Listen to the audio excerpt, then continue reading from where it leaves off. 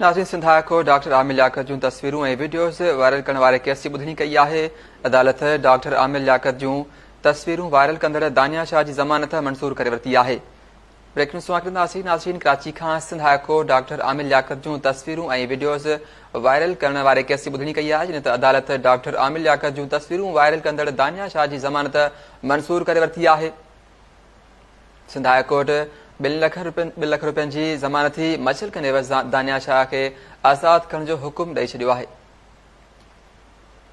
Sindh high court doctor Aamir Liaquat जूं तस्वीरूं ऐं वीडियोज़ वायरल करण वारे केस जी ॿुधणी कई आहे। अदालत डॉक्टर आमिर लियाकत जूं तस्वीरूं वायरल कंदड़ दानिया शाह जी ज़मानत मंज़ूर करे वरिती आहे।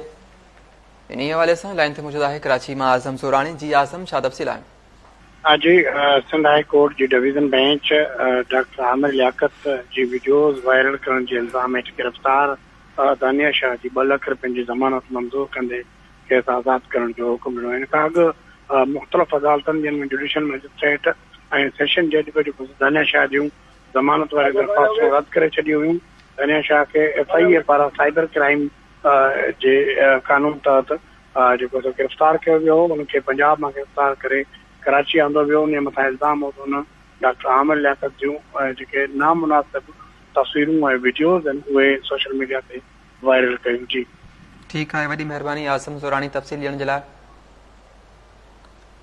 नाज़रीन, breaking news Sindh high court doctor